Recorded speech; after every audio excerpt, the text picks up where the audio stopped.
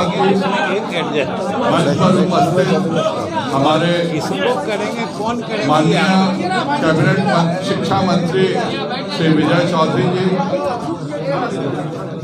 Janata Dal United के बिहार के प्रदेश अध्यक्ष श्री उमेश कुशवाहा जी, इस प्रेस कॉन्फ्रेंस में उपस्थित सभी भाजपा और जदयू के पदाधिकारीगण और सभी माननीय प्रेस के सामने, आप सब जानते हैं कि विगत 7 महीनों से विधान परिषद के चुनाव अभी तक हो चुके हैं और एक समझौता भाजपा और जनता दल यूनाइटेड में आज हुआ है और विधान परिषद की सीटों को लेकर के हमने एक बंटवारा तय किया है। मैं आज अनुरोध करता हूं कि इस देश के माननीय केंद्रीय मंत्री श्रम संसाधन एवं वन एवं पर्यावरण श्री भूपेंद्र यादव जी से कि वह इस प्रेस वार्ता में को संबोधित करेंगे।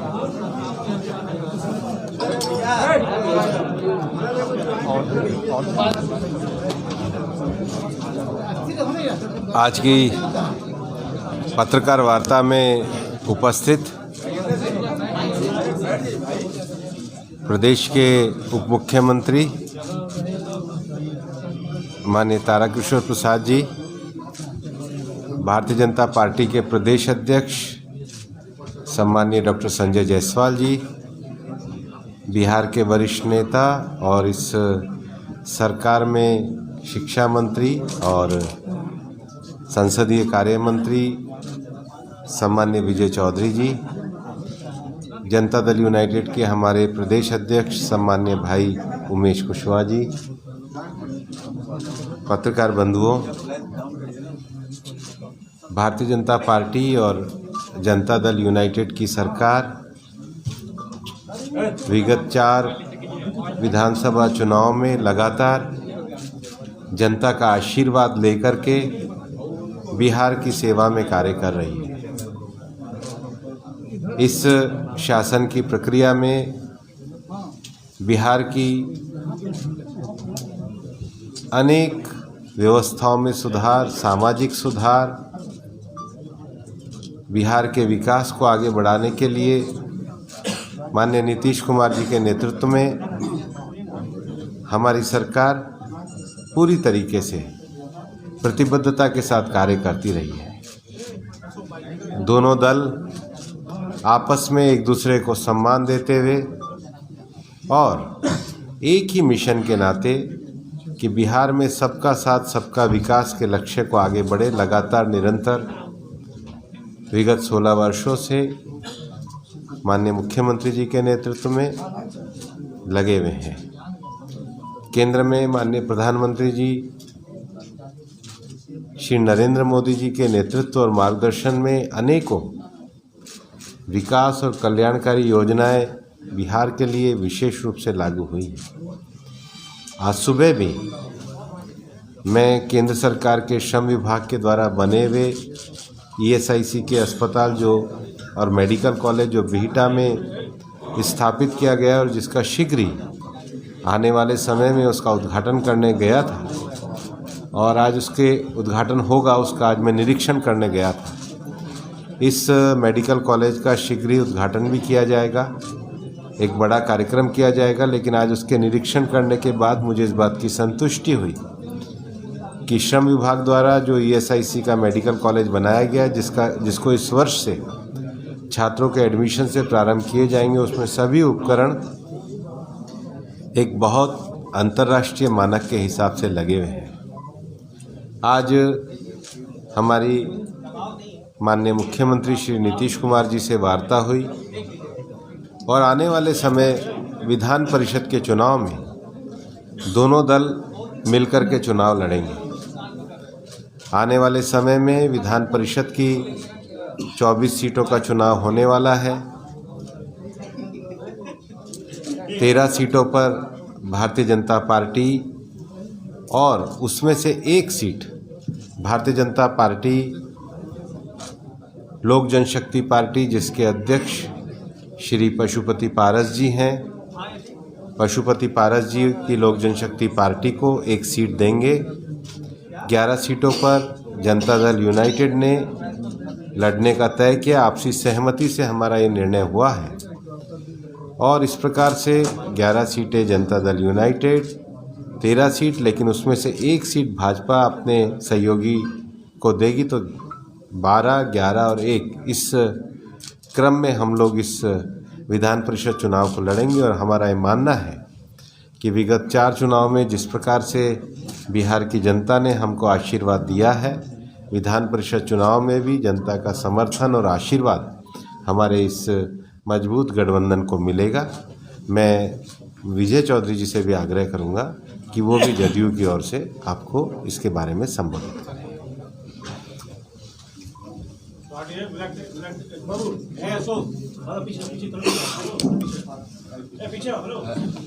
माननीय केंद्रीय मंत्री एवं भारतीय जनता पार्टी के वरिष्ठ नेता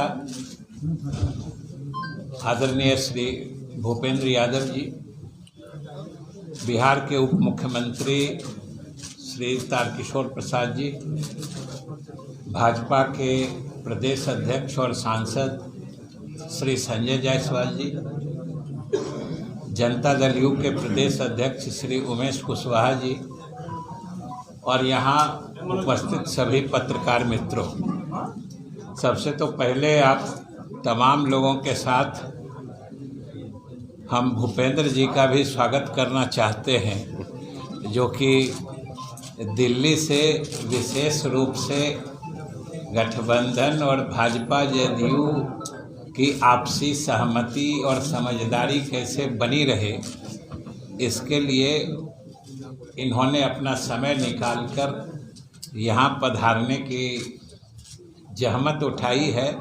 इसके लिए हम इनको भी धन्यवाद देते हैं और आभार प्रकट करते हैं।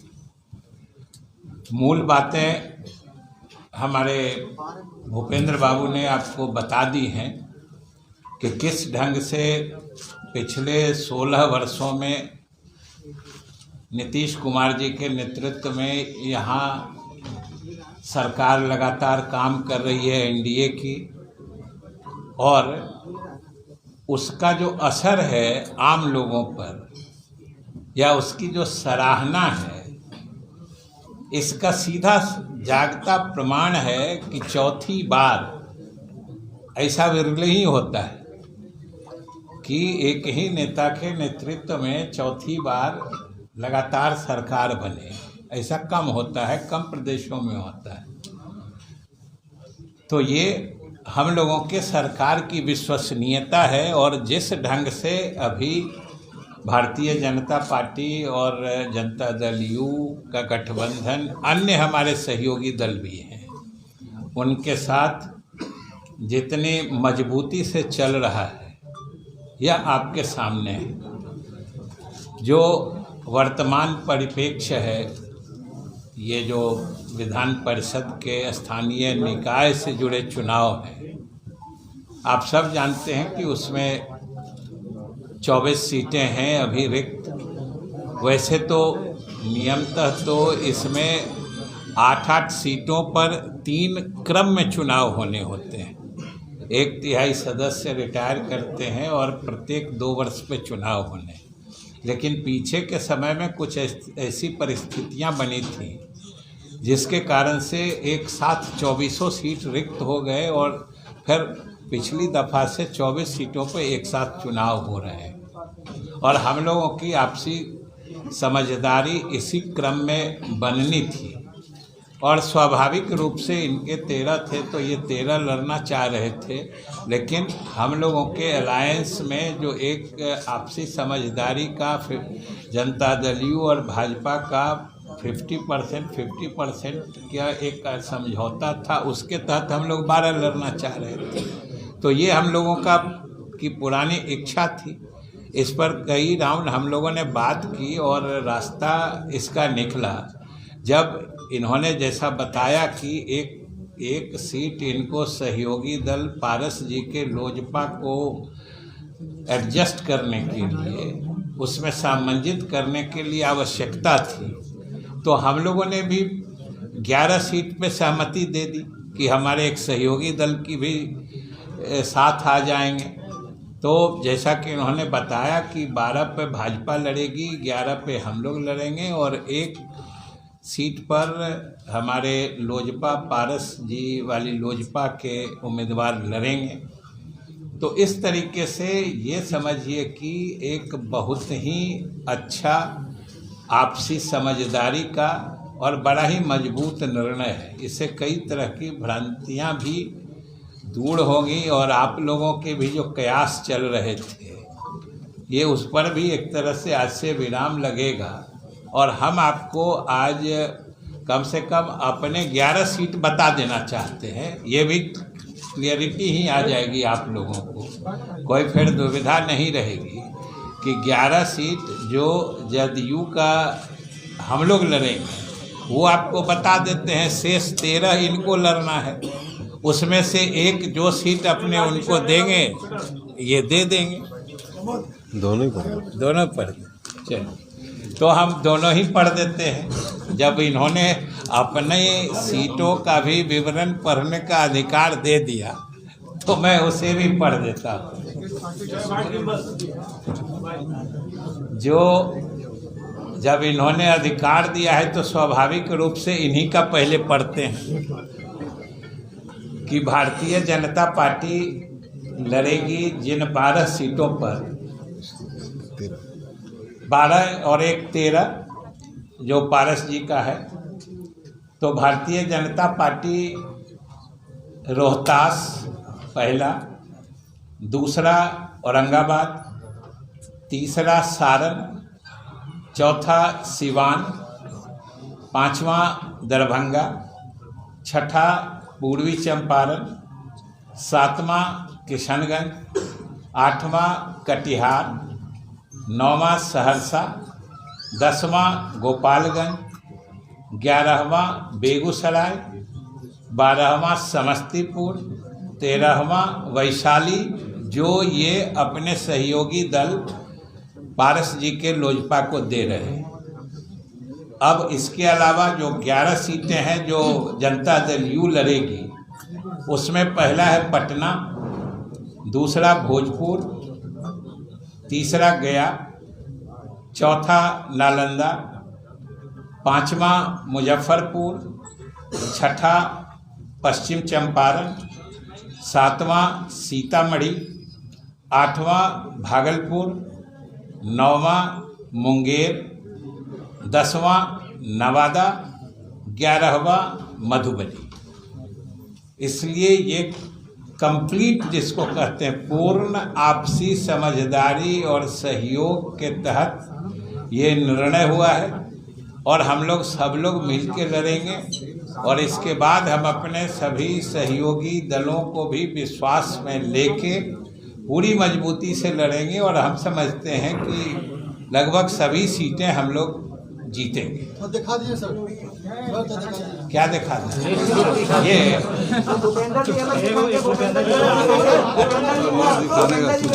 बाद में दिखा दें। अच्छा, बाद में दिखा। और अरे दे ही देंगे, इसीलिए तो पूरा पढ़ दिए। और कोई विषय कहना है? किसी का कोई और प्रश्न हो तो बताइए। हम सहयोगी दलों को विश्वास में लेंगे, ये विजय चौधरी जी ने कह दिया। हमने इसीलिए शुरू में ही कह दिया क्योंकि मुझे पूरी उम्मीद थी कि आप ये प्रश्न पूछिएगा। हमने कह दिया कि ये भाजपा और जदयू का समझौता हो चुका है और हम लोग अपने अपने सहयोगी दलों को भी विश्वास में लेंगे। तो सीट देके विश्वास में लेंगे या फिर विश्वास में लेंगे? हमने विश्वास में लेंगे कह दिया ना, ये तो हमारे विश्वास पर निर्भर करता है ना। तो मुकेश सहनी ने कहा कि अगर सीट नहीं मिलता है तो 2400 सीट पर हम लोग चुनाव लड़ेंगे। हम विश्वास में लेंगे,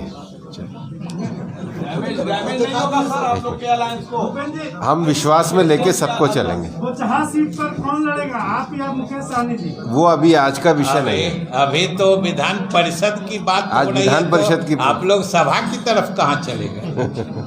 मतलब सब नाराज नहीं होते? नहीं, सब हम विश्वास में लेके करेंगे। नाराज किसको नहीं होता? विश्वास में आने से कहीं कोई नाराज होता है? बताइए। टूटने की भी संभावना है सर? सहनी बोल रहे हैं कि 24 सीटों पर लड़ूंगा। और किसी का कोई प्रश्न है? और कोई प्रश्न? ऐलान करेंगे हाँ जी, का ऐलान समय आने पे कर देंगे। सर, शिक्षकों पर शराब माफियाओं से लड़ने के लिए भेजा जा रहा है, सारे दलों की सहमति है इसमें। सबसे पहले तो भले आपने प्रश्न पूछे ही दिया, तो शिक्षकों को शराब माफियाओं से लड़ने के लिए नहीं कहा गया है। हम आप सब लोगों से यही निवेदन करेंगे कि इसमें कोई कन्फ्यूजन क्रिएट कराने की स्थिति नहीं बननी चाहिए।